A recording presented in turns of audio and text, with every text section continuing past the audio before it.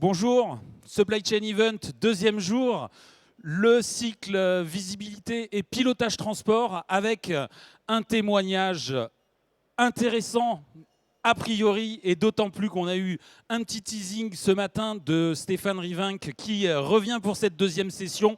On était dans le monde de l'usine, des ateliers, sur des problématiques de planification. On est dans le droit fil, parce qu'on va aussi parler de planification, mais a priori plutôt de planification transport. Donc je vous livre sinon les clés de cette intervention, mais je vous livre à minima son titre. Forvia révolutionne son calcul du MRP, quand même, un acronyme clé, voilà, en utilisant l'optimisation de chargement d'Ortec. Et merci donc au tandem qui va intervenir, donc à nouveau Stéphane Rivinck, mentionné comme directeur supply chain, vous êtes en charge du procurement, du transportation chez Forvia, l'ex-groupe Forestia, du moins augmenté, et Julien Garbe qui est directeur général d'Ortec France. Messieurs, je vous laisse la scène et je me loge dans le public pour assister à votre intervention. Et je reviens pour la partie questions-réponses. Merci à toutes et à tous de vous joindre à cette présentation dans laquelle on va vous présenter un projet qui nous rend plutôt fiers, sur lequel qui a pas mal occupé nos équipes sur la dernière année.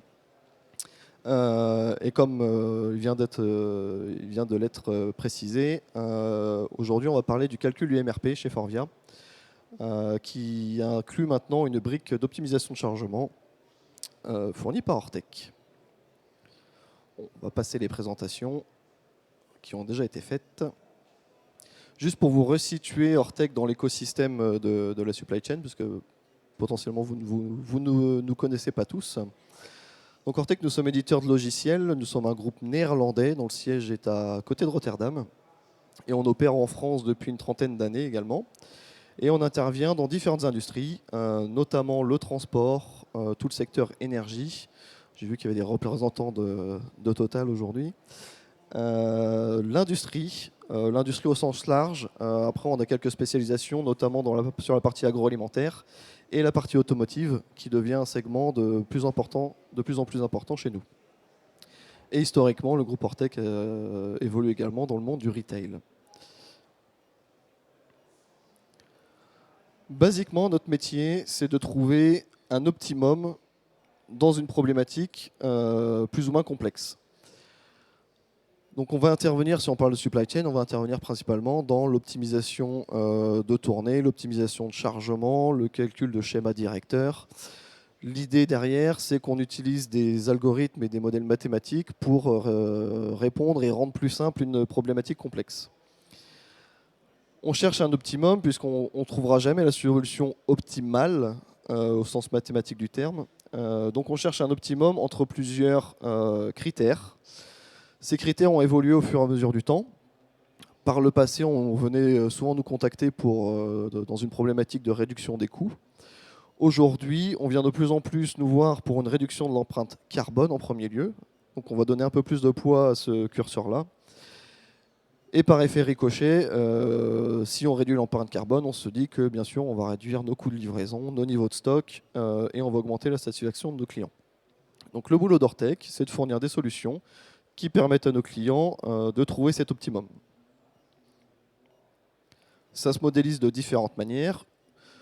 Une des façons pour Ortec de trouver un optimum dans une problématique supply chain, c'est de proposer des solutions d'optimisation de chargement qui vont intervenir au niveau du colisage, de la palettisation ou du chargement des moyens de transport. Et sur ce segment-là, on a une particularité, c'est qu'on a des logiciels qui sont en version Windows classique. Et ces mêmes logiciels sont également codés dans le langage de SAP, et donc sont certifiés par SAP et intégrés directement dans SAP. C'est sur ce segment-là de solutions que Forvia nous a contactés il y a quelques temps maintenant, avec une problématique qui nous paraissait un peu folle au début, pour ne rien vous cacher, puisque c'est quelque chose qui ne se faisait pas sur le marché, tout simplement. Et on a décidé de discuter un peu plus ensemble et d'aller dans ces directions, puisque, en En tout cas, nous, Ortec, nous avons été convaincus que c'était une révolution dans le calcul du MRP. Maintenant que le contexte a été posé, je vais laisser la main à Stéphane, qui va pouvoir vous donner un peu plus de détails sur le projet qui nous a occupé ces 12 derniers mois. Bonjour à tous. Merci d'assister à cette présentation. Effectivement, on est très très heureux de vous présenter cette solution parce qu'on considère, alors c'est sans doute un peu pompeux, mais qu'on propose une solution très innovante sur le marché pour optimiser nos transports. Le nom de cette solution, c'est ISO Integrated Supply Optimizer.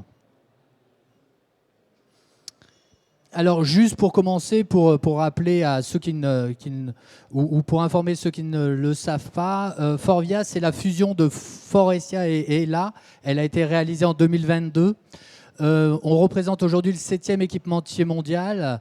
On est numéro 1 pour les intérieurs de véhicules et la technologie de contrôle des émissions, hein, les pots d'échappement, on va dire. On représente 25,5 milliards de chiffre d'affaires et un véhicule sur 2 dans le monde possède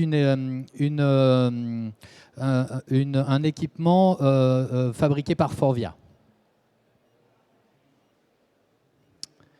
Alors, pourquoi avons-nous besoin d'une nouvelle façon de gérer les approvisionnements ? Si on part de ce que l'on a aujourd'hui, le calcul de MRP, même s'il en existe pas mal et SAP propose plein de façons de calculer ces futurs approvisionnements, la proposition est relativement simpliste. C'est-à-dire qu'on positionne à une date donnée la matière nécessaire pour atteindre la prochaine livraison. Alors, ce calcul simpliste a plusieurs conséquences.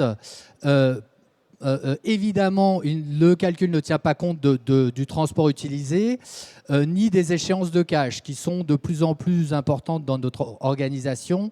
On se doit de gérer le niveau de stock à des échéances particulières, comme les fins de mois, et ce calcul de MRP ne nous le permet pas. En plus de ça, on a une agilité extrêmement discutable, avec des affermissements plutôt moyen terme, on va dire, ce qui rend notre capacité de réaction extrêmement fragile. Donc, en termes de conséquences de cette situation, on a des camions pas très bien remplis, on a des stocks de fin de mois non ajustés, et au final, on a beaucoup de travail manuel qui sont faits par nos équipes de material planning manuellement pour essayer de limiter ces impacts et de camions vides et de stocks de fin de mois. Donc, on a regardé sur le marché, hein, on a contacté Gartner à l'époque, on leur a demandé est-ce qu'il existe un outil sur le marché permettant d'intégrer très en amont les contraintes de camions, de remplissage de camions avant d'émettre les schedule lines. A priori, Gartner nous a répondu qu'il n'existait pas de solution comme celle-là. Et donc, on s'est dit, on va essayer de développer ça avec un partenaire. On a cherché des partenaires sur ce type de système, on va dire. On en a trouvé quelques-uns. On a discuté avec chacun. Et Ortec, qui était un intégrateur validé SAP et qui possédait un load builder déjà mature, nous a paru le plus à même à nous accompagner dans cette aventure. Alors, l'objectif de ce nouvel outil est d'intégrer ce calcul le plus en amont possible dans la définition de nos besoins. Pourquoi ? Parce qu'aujourd'hui, sur le marché, on peut trouver des load builders qui vont travailler à partir des schedule lines proposés par le MRP. Le défaut de la schedule line, c'est que c'est déjà à minima le minimum load size. Et donc, vous imaginez que manipuler des minimum load size ne vous permet pas d'avoir la granularité nécessaire pour pouvoir piloter finement votre niveau de stock. Donc, en plus, une fois que vous avez manipulé vos données, ça rend le système extrêmement peu agile. On ne gère toujours pas nos stocks avec ce genre de système qui arrive après que le MRP est tourné.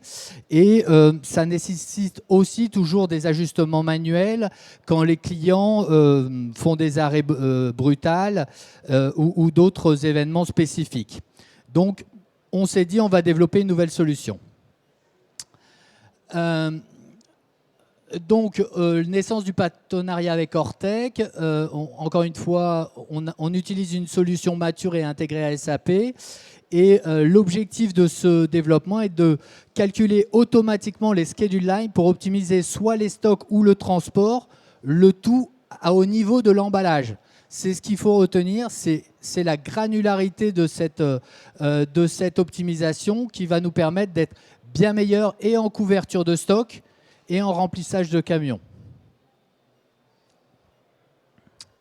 Alors, le processus actuel chez nous, c'est quoi? C'est plan directeur de production, on fait tourner le MRP, il nous propose des schedule lines, on contrôle manuellement si le camion est relativement bien rempli. Certains material planners vont faire des ajustements manuels, vont remodifier les schedule lines et on va terminer avec notre TMS. D'accord?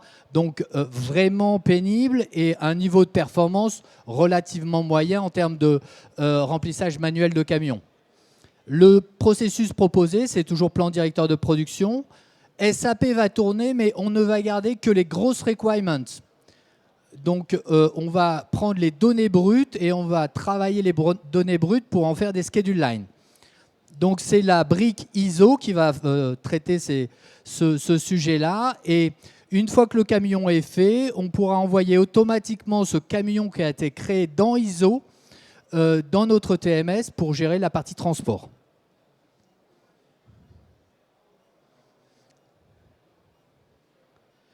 Alors, bon, désolé pour les schémas un peu simplistes, mais c'est parfois bon d'expliquer comment fonctionnent les choses.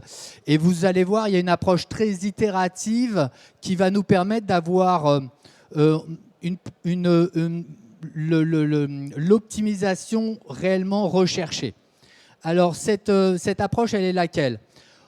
Vous avez le stock disponible ici, donc vous allez couvrir vos besoins avec le stock disponible et donc vous allez identifier les ruptures que vous avez. Donc le MRP, il fait ce travail-là et il va vous proposer les camions, des camions dans ce type-là. Donc vous voyez, le premier est vide, le deuxième à moitié vide et le dernier est trop plein. D'accord ? Donc ça, c'est le MRP. Ce que chez Forvia, on essaye de faire, comme on peut, on essaye de leveler les quantités dans le camion. Ça nous donne des camions, à minima, vous pouvez rentrer les quantités dans les camions, mais ça nous donne encore des camions qui ne sont pas nécessairement optimisés. Ce qu'ISO va faire, et je vais l'expliquer un peu plus en détail après ça, ISO va tirer les besoins nécessaires de plus tard pour remplir le camion et dès que vous allez pouvoir couvrir une journée avec les quantités du camion, ISO va supprimer un camion et ainsi de suite. Alors ça peut paraître relativement simple comme ça, mais le principe est le suivant. Je vous l'explique à travers un nouveau principe qu'on met en place. Vous avez vu la fixed pattern. Ici, on parle de la flexible date. On a besoin de cette nouvelle fonctionnalité dans ISO parce que vous imaginez bien que si vous avez un camion par semaine à 85% rempli, si vous voulez le remplir à 100%, vous allez devoir supporter le stock pendant près de 7 semaines avant de pouvoir tuer un camion. Donc ça tue la possibilité d'optimisation du camion. Donc quand vous passez à la flexible date, le principe est le suivant. Le système identifie la première rupture 19 janvier, il positionne un camion. Il commence par remplir le camion pour réaligner les couvertures de chaque référence du camion. Et puis ensuite, il complète le camion. Quand il complète le camion, il va faire le stock projeté par rapport à la réception de ce camion. Ça vous donne la nouvelle date de rupture, le 28 janvier. Donc le système recommence. Je repositionne un camion, je recommence à réaligner les coverages. Je complète le camion toujours en maintenant aligner les coverages. C'est là où intervient l'importance de la granularité au packaging. Si vous travaillez au lot size, vous imaginez bien que pour avoir cet alignement à la référence, quand vous avez 150 références dans un camion, vous ne savez pas le faire. Donc, là, je vous explique l'intérêt de la flexible date. Vous avez ce phénomène-là, si vous voulez attendre 6 à 7 semaines avant de tuer un camion, votre stock va gentiment monter. Donc, vous avez l'inventory moyen sur une fixe pattern et vous avez l'inventory moyen avec une flexible date. Donc, cette notion de flexible date existe dans SAP, d'accord? Mais elle existe sur la base d'un lot défini, monoréférence. Donc, aujourd'hui, vous êtes capable d'utiliser une flexible date avec une multiréférence et quel que soit le lot, d'accord? Donc ça, c'est nouveau et c'est pour nous un sujet extrêmement important pour pouvoir optimiser les camions sans, on va dire, augmenter trop fort nos stocks. La gestion de fin de mois. Vous savez, dans ISO, identifier les échéances par produit, les échéances que vous voulez optimiser. Donc, vous allez dire, moi, je veux optimiser mon stock au 31 janvier. C'est souvent le cas chez nous, hein, en fin de mois. Donc, le système va arrêter de remplir le camion pour pouvoir... et il va couvrir les quantités nécessaires pour attendre la livraison ou le pick-up, ça dépend si vous êtes responsable ou pas du transport, au 1er février. Et donc, vous allez optimiser le niveau de stock sur cette date-là. Donc, vous pouvez déclarer par référence toutes les dates de l'année où vous allez pouvoir optimiser le stock. Et dans ce cas-là, le camion, vous pouvez définir avec quoi vous voulez remplir le camion si vous reste de l'espace. Donc, sur la base d'un KPI de euros par mètre cube. Donc, ça peut être une option. Ou le système pourra vous proposer un plus petit camion. Donc, vous avez pour chaque flot un camion backup de plus petite capacité. Et le système va vous dire, utilisez donc le camion de plus faible tonnage parce que c'est suffisant dans ce cas précis. C'est donc la gestion de fin de mois. Alors là, c'est un sujet un peu complexe, mais qui nous tient à cœur. On veut négocier avec nos fournisseurs une stretchable période. Qu'est-ce que ça veut dire ? On considère qu'on a besoin d'agilité dans la supply chain et on passe trop de temps à discuter avec nos fournisseurs. Je veux décaler un camion, je veux rajouter quelques pièces, etc., etc. Il y a trop d'énergie passée là-dessus pour le sujet en jeu. Donc la stretchable période, elle veut dire quoi ? Elle veut dire Forvia s'engage à prendre toute la matière qui a été affermie avant une certaine date. Je m'explique, j'ai 15 jours de ferme, je négocie un stretchable factor de 2 avec mon fournisseur. Toutes les quantités qui ont été affermies seront prises dans 2 fois 15 jours, c'est-à-dire dans le mois qui vient. D'accord ? De la même façon, on veut pouvoir négocier des quantités additionnelles. Donc, il y a un flex factor qui va être négocié, 10% par exemple. Et donc, le système va pouvoir ajuster les fermes en additionnant des quantités à hauteur de 10%. Ça veut dire quoi? Ça se traduit comment? Si vous regardez le graphe de droite, vous avez la zone rouge qui constitue les quantités sur lesquelles on s'est engagé. La courbe des ordres cumulés ne pourra jamais être en dessous de dans cette zone rouge. D'accord? Par contre, les fermes pourront évoluer comme on veut dans la zone verte. Alors vous pouvez être inquiet sur la zone verte qui monte très très haut là. C'est quand vous passez dans le forecast en réalité. Donc vous avez avant la partie ferme, le reste est le forecast. Par contre, dans le forecast, on s'est engagé à prendre les quantités que l'on a affermies dans la zone de ferme.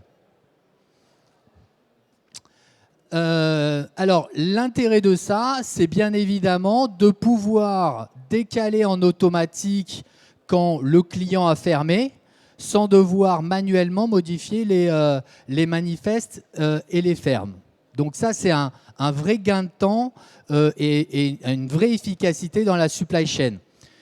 Bien évidemment, nos fournisseurs ont besoin de visibilité et donc on a une frozen période qu'on a définie à 2 jours, c'est-à-dire nos fournisseurs vont avoir les manifestes gelés 2 jours avant le pick-up, où là, on ne s'autorise plus à modifier quoi que ce soit.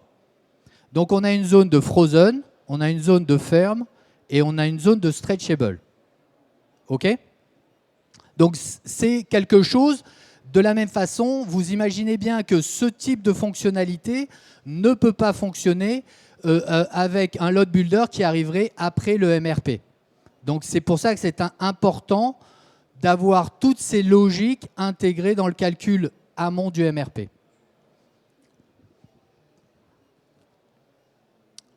Alors, on va vous montrer un peu ce que ça donne.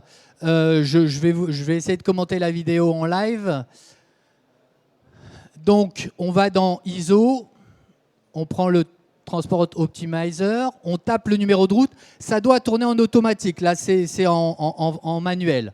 On choisit le camion. On peut éviter de choisir le camion. On choisit le nombre de camions qui vont être calculés avec le load builder. On a 2 zones. La période qui va être calculée avec le load builder et la période forecast qui va être calculée avec le liquid calculation. Donc là, vous voyez tous les camions qui ont été constitués. Vous avez le taux de remplissage, vous avez un certain nombre de KPI qui vont vous permettre de définir si le camion est efficient ou pas. Donc vous pouvez visualiser les camions. Donc ça c'est le premier, le deuxième, troisième, quatrième, cinquième.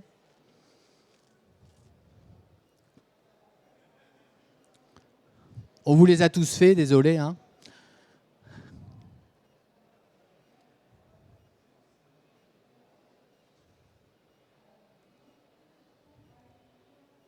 Voilà.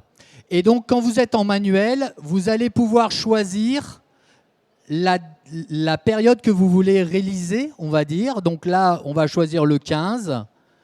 On valide. Et donc, tous les camions jusqu'au 15 vont être transformés en manifeste et envoyés directement au fournisseur. Ça, c'est la partie manuelle. On doit expliquer que l'ambition de cet outil est de tourner en automatique. Donc, toutes les nuits, le système va calculer pour l'ensemble de nos flux les camions nécessaires et on va réaliser tous les jours une journée supplémentaire d'information à nos fournisseurs. Il va y avoir des critères on va dire de release du camion ou de blocage de camion. Je ne sais pas, il y a un shortage, le release va être bloqué, donc le material planner va trouver le matin dans sa liste, dans son cockpit ISO, le nombre de flux qu'il va devoir traiter manuellement parce que des choses ne se sont pas passées normalement. Alors, j'ai parlé de shortage, ça peut être parce qu'on a déclenché un camion pour une pièce. OK, peut-être que ça ne vaut pas la peine. Et donc, il y a un certain nombre de KPI qui vont nous permettre de ou réaliser en automatique ou de bloquer le camion qui sera traité après manuellement par le material planner et le traffic scheduler le matin.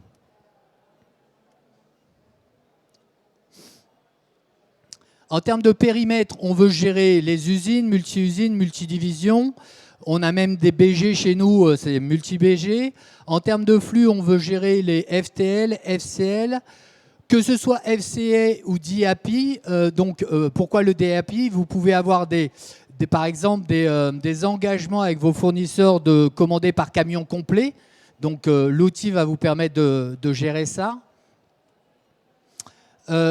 Bien sûr, il peut gérer les milk runs, donc il va gérer le chargement par rapport aux différents fournisseurs ou aux différentes usines que de Forcia.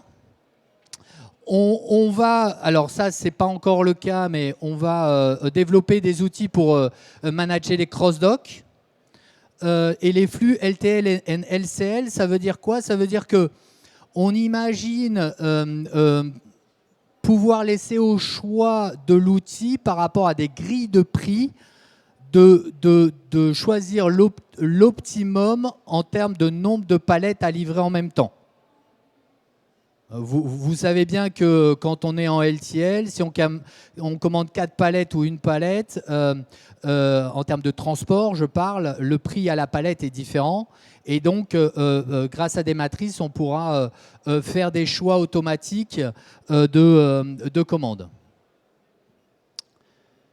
Alors ça, c'est les différentes fonctionnalités qui vont être proposées. Donc, on a parlé des dates flexibles, des fixed patterns, la gestion de stock à certaines dates, la publication automatique des manifestes. L'arrêt brutal, c'est quoi? On n'a pas de stretchable période définie avec un fournisseur, mais le client s'est quand même arrêté. On pourra forcer le système pour décaler des manifestes en automatique. La stretchable période, la réduction ponctuelle d'un point de réordonnancement, ça veut dire quoi? Ça veut dire que dans certaines échéances cruciales pour la compagnie, par exemple, on va dire octobre, on peut prendre certains risques sur nos points de réappro. Et donc, vous pouvez intégrer sur une certaine période la réduction de vos points de réappro qui seront pris en compte dans le calcul du MRP. Et vous pouvez l'uploader en masse pour préparer l'ensemble de vos échéances. J'avais 100 de réappro. Du 27 octobre au 2 février, je vais passer à 50 de réappro. Voilà. Ça permet d'anticiper les choses et de préparer le système à travailler en automatique sans faire d'ajustement manuel.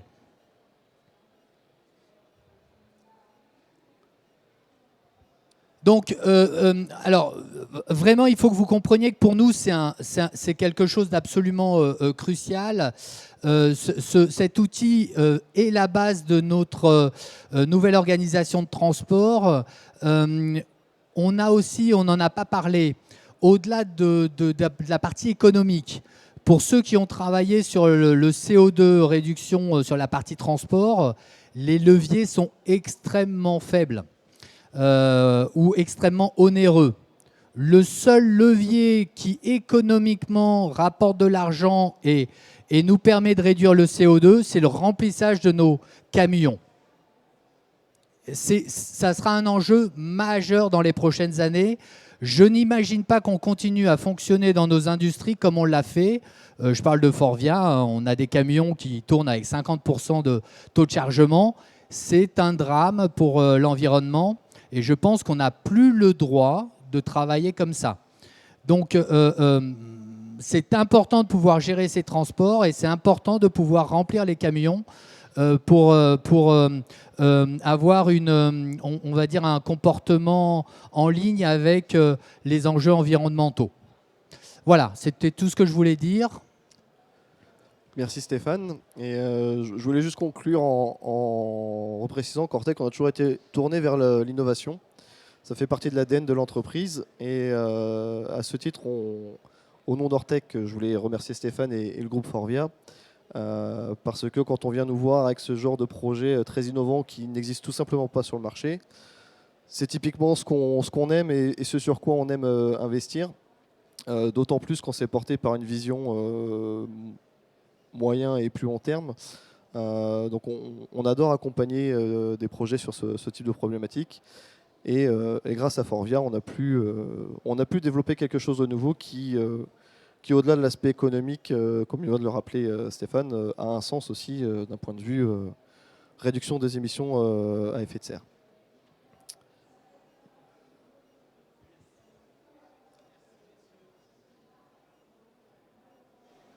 Merci messieurs pour ce témoignage. On va passer à la partie questions-réponses. Réfléchissez-y. Moi, je vais même des questions techniques parce que ces messieurs m'ont l'air capés pour y répondre. On fera Moi, au mieux. Hein. Je ne suis pas forcément le mieux capé pour poser des questions techniques, mais je vais en poser une. Alors, j'espère qu'elle ne va pas fâcher.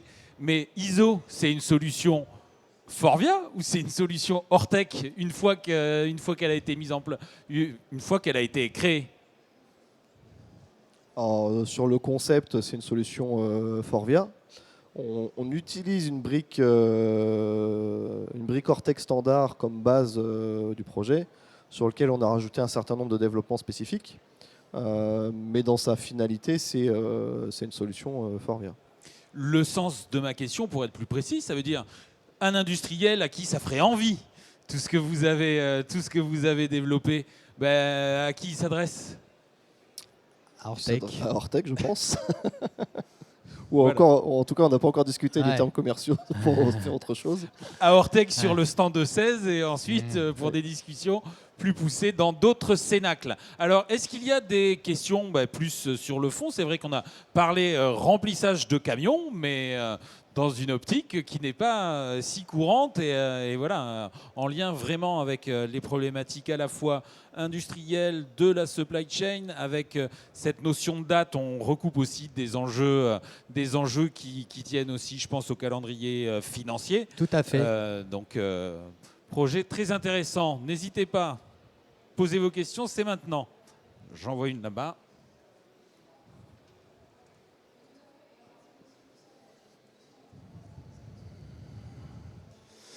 Bonjour, merci pour cet exposé très intéressant et très concret. Et ça, c'est vraiment sympa.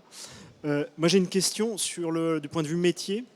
Dès lors qu'on modifie le planning d'appro-camion pour les fournisseurs, on sait que eux, ils ont un planning de doc qui est assez précis. Comment ils s'adaptent à cette flexibilité? Est-ce qu'ils changent le planning en fonction de ce que vous demandez? Ou est-ce que vous avez un planning plein et après vous supprimez des créneaux, par exemple? Alors, pour l'instant, on l'a expliqué, enfin, je l'ai peut-être omis. La flexible date n'a de sens que sur les low fréquences. D'accord? Donc, on considère que tant qu'on est sur de la low fréquence, c'est-à-dire moins d'une fois par semaine, on devra gérer ce sujet-là. Peut-être qu'on devra mettre un peu plus on va dire de réflexion derrière ça, mais on considère qu'on va savoir le gérer et dans nos usines, parce qu'on a les mêmes contraintes, et dans nos usines et dans l'usine fournisseur. Et avec le carrier, parce qu'on n'en a pas parlé, on a aussi une notion de frozen period pour le carrier, etc., etc. Donc tout ça est paramétrable, entre guillemets, et ça va nécessiter un peu d'ajustement, mais pour la majorité des gros volumes, on va utiliser la fixe pattern qui sont sur... On va juste canceller des dates dans la fixe pattern et donc pas créer de dates, entre guillemets, qui sortent de nulle part. Donc c'est deux utilisations très différentes. Sur les gros volumes, on n'a pas besoin de cette flexible date parce qu'on parle d'une livraison par jour ou voire plus. Et donc la notion de je maintiens le stock sur une période, la période est raisonnable et on sait le faire. Voilà. Je rebondis sur cette question. Moi, je l'ai comprise un petit peu différemment. C'est-à-dire que ce sujet-là, et quand on mène un projet de ce genre, qui a donc des impacts sur la façon dont vous allez appeler les matières et composants. Il a des impacts donc sur les transporteurs et sur les fournisseurs, dans la façon dont vous allez appeler des quantités chez eux. Est-ce à dire qu'il faut leur en parler quand on travaille dans cette optique? Non, évidemment. Donc, nous, quand on a lancé ce projet, on a discuté avec les achats. Donc, les achats sont au courant des modifications qu'on souhaite apporter à notre SLA. Et donc, ça fera partie des conditions logistiques Forvia pour les nouveaux projets. Et on devra négocier gré à gré la mise en place de certaines choses. Certaines sont transparentes pour le fournisseur, c'est-à-dire si vous utilisez une fixe pattern avec une frozen de 10 jours, comme aujourd'hui, vous allez remplir les camions, vous n'aurez pas l'agilité que vous pouvez avoir avec cet outil-là, mais vous pouvez l'utiliser dès demain. C'est d'ailleurs ce qu'on fait. D'accord ? Donc ça va être un déploiement progressif et un changement de nos habitudes progressif. Mais on peut piloter ce niveau d'agilité qu'on veut mettre dans le système quand on le souhaitera. Là, vous appelez ma question suivante, qui est sur le calendrier. Là, l'outil, il est conçu et à la fois sur le papier et d'un point de vue technique, mais qu'en est-il de son déploiement et comment vous allez le déployer? Alors, ou géographiquement, peut-être sur des flux particuliers? Alors, la difficulté de ce projet, c'est un projet intégré SAP. Je ne vous cache pas le niveau de sécurité qu'on a sur un environnement SAP qui gère 250 usines. Les contraintes sont extrêmement fortes de la part de nos collègues IT. Donc, on a fait des tests en test environment, on va dire, et on a commencé à utiliser l'outil en production il y a à peu près 4 semaines. Aujourd'hui, on fait tourner environ 6 flux avec cet outil sur l'Europe. Et on part début décembre sur Mexico pour démarrer l'outil en production là-bas. Voilà, on en est là. L'intérêt de l'outil, encore une fois, c'est que vous allez transférer les flux au rythme que vous souhaitez. Donc, vous déclarez un flux dans ISO, vous le paramétrez, c'est l'affaire de quelques heures. Encore une fois, Master Data est absolument clé dans cet outil, Master Data Packaging. Et donc, on va faire ce déploiement à la vitesse la plus rapide qu'on peut, sans prendre de risques ni impacter qui que ce soit dans l'organisation. On a les leviers pour piloter la vitesse de déploiement. Peut-être une question de la salle, n'hésitez pas. Je sais que le retour de déjeuner, parfois, faut réamorcer ou rebooter l'intellect, mais n'hésitez pas. Moi, j'en posais une sur l'automatisation. Cette dimension d'automatisation, quelque part, c'est l'objectif ultime. Alors non, j'ai bien compris que c'était bien le remplissage des camions, l'impact de ce volet transport, mais cette dimension d'automatisation, pour vous, c'est le digital, il doit quelque part, sa valeur ajoutée tient aussi à l'automatisation. Tout à fait. Alors, l'automatisation, elle est faisable sur la base d'un daily MRP. Alors, un daily ISO, on va dire. Aujourd'hui, chez Forvia, on travaille beaucoup à la semaine. Et il est clair que si on veut automatiser des releases de manifestes sur une période d'une semaine, le niveau de réactivité va être extrêmement faible et les gens ne vont pas être confort sur l'automatisation. Nous, on va faire tourner l'outil chaque jour, pendant la nuit, réaliser les camions. Et donc, le matin, les camions qui n'ont pas pu être réalisés en automatique seront traités. Et on développe en parallèle un outil Palantir pour gérer les alertes. Et donc, le material planning va traiter les alertes par rapport à cette release automatique. Et on pourra de toute façon toujours ajuster en manuel ce qu'il y a dans le système si besoin. Mais l'automatisation est un point absolument clé. Par contre, on ne l'imagine sans doute plutôt troisième trimestre 2024, parce qu'on va devoir quand même, on va dire, manipuler l'outil sérieusement avant d'aller vers cette automatisation.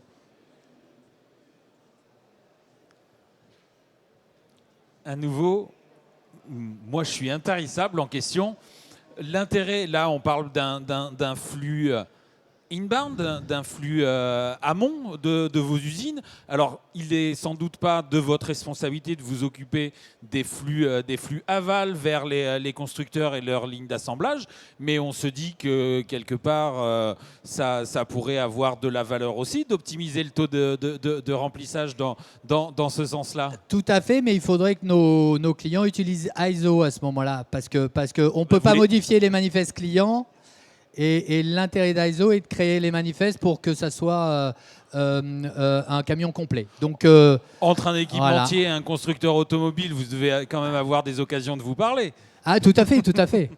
Moi, je recommanderais aux gens d'utiliser ISO personnellement parce qu'encore une fois, on a une responsabilité collective sur la partie environnementale et ce qui se passe aujourd'hui dans notre industrie n'est, de mon point de vue, pas acceptable. Voilà. Julien, le challenge d'un point de vue développement, quand on a comme ça un client qui arrive, qui fourmille d'idées et de besoins, voilà, c'est un projet qui est marqué, qui est marquant et dont l'ambition, vous dites à un moment, bah, est-ce qu'on va savoir faire On se pose la question à un moment donné, est-ce qu'on va savoir faire ? En effet, c'est un projet qui est assez complexe parce qu'il y a une dimension internationale. Par exemple, sur tout ce qui touche SAP, nos développeurs sont basés chez Ortec Allemagne. Côté Forvia, c'est une équipe internationale aussi. On parle d'un périmètre international également. D'ailleurs, merci à eux. Il y en a quelques-uns là de l'équipe Forvia, donc merci à eux parce qu'il y a beaucoup de gens qui sont impliqués dans le projet. Donc, j'en profite pour les remercier. Et en effet, c'est toujours la complexité, elle est toujours dans la transformation, la traduction d'un concept et d'une vision en développement technique d'une solution.